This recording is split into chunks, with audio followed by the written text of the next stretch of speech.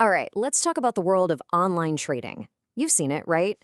The ads with the fast cars, the fancy lifestyles, this incredible, seductive idea that you're just a few clicks away from financial freedom. It's a really powerful image, but what's actually going on behind that screen? This kind of thinking is everywhere online. This promise that success is supposed to be instant and totally effortless. And that exact mindset has really infected the world of trading. This idea that there's some secret button to press, some magic indicator that's going to make you rich overnight. But that's just not how it works. Okay, let's just rip the Band-Aid off right away. The first, and maybe the most important number you need to wrap your head around is this. A staggering 99% of people who get into trading lose money. They just do. So while that promise of easy cash, it runs headfirst into that brutal reality. It really makes you wonder, what on earth do the other 1% know? And here's the thing, success in trading isn't some secret handshake. It's a skill.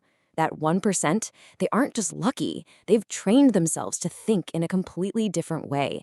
They've mastered a set of skills that we're about to break down, starting with the most fundamental one of all. First things first, you have to learn to speak the language of the market. I know, I don't mean memorizing a bunch of textbook patterns. I mean really looking at these things, these candlesticks on a chart, and understanding the story of power they're telling you in real time. So here's the split. This is where people go into totally different directions. The 99% get completely bogged down trying to memorize dozens of patterns with all these crazy names. The 1%, they pretty much ignore all of that. Instead, they focus on one single powerful concept that's hidden inside every single candle on that chart. And that concept is called the imbalance of power.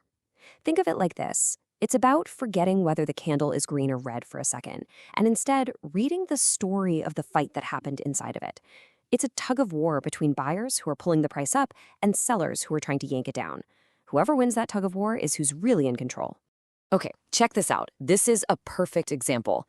You see a big green candle and your brain immediately thinks, oh, awesome, buyers are in charge, the price is rocketing up. But hold on, look at that long, skinny wick sticking out the top.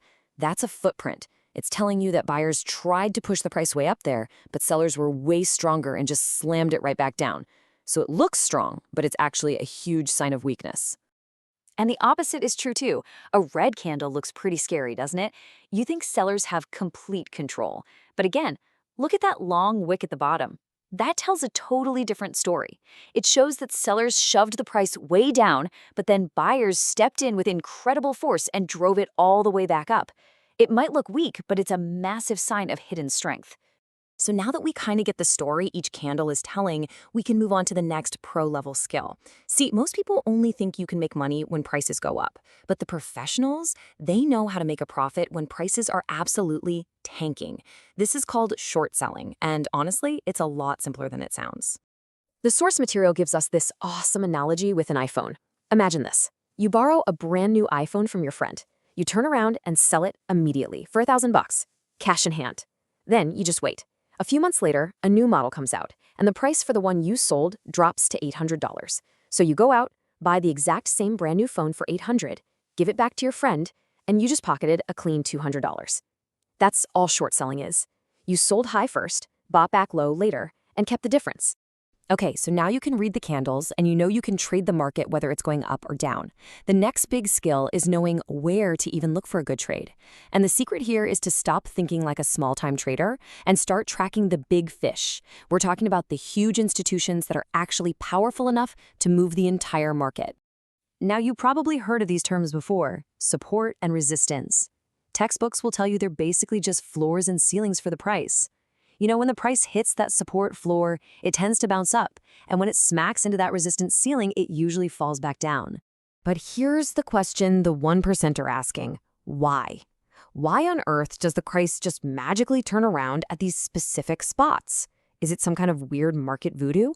Is it just a coincidence? Or is there something else going on under the surface? Yeah, it's not magic at all. These levels are nothing more than the footprints of those big fish we were just talking about. They are zones where massive institutions have placed enormous orders to either buy or sell. So when the price finally gets back to that level, the rest of those giant orders get triggered, and that's what causes the price to reverse so sharply. So how do you find these spots? Well, it's actually pretty straightforward.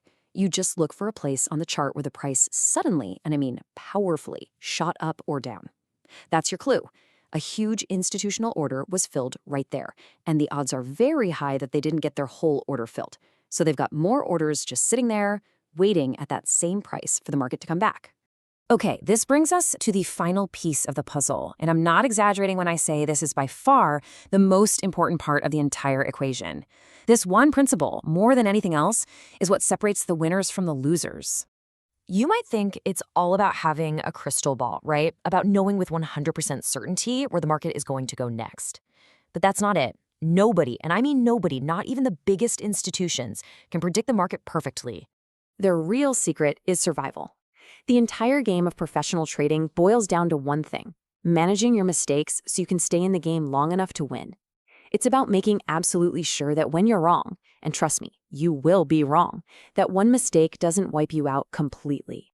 And your number one tool for survival is the stop loss. It's a simple order you place with your broker that just says, hey, if this trade goes against me and hits this specific price, get me out automatically, no questions asked. It's not a suggestion, it's your financial seatbelt. It is your non-negotiable safety net. I mean, the source material puts it about as bluntly as possible. If you want to be a trader, the stop loss is the most important thing in your life, period. This isn't about ego or needing to be right. It's just about cold, hard, disciplined risk management. And this chart just illustrates that professional mindset perfectly. The pros only take trades where what they could potentially win is way bigger than what they could potentially lose. So in this example, they're willing to risk $1 for the chance to make 2. When you do that, you don't even have to be right half the time to be profitable in the long run. Think about that. So this is the path. This is the whole journey. Almost everyone starts with that allure of easy money, and they get burned. But the real progress, the shift, starts when you learn the language of price. Then you build a strategy to follow the smart money. And finally, you master the discipline of risk management to make sure you survive. That's how you go from the 99% to the 1%. So let's just boil this all down. First, trading success is a skill you can learn. It's not a secret password. Second, learn to read the imbalance of power inside the candles. Forget about memorizing patterns.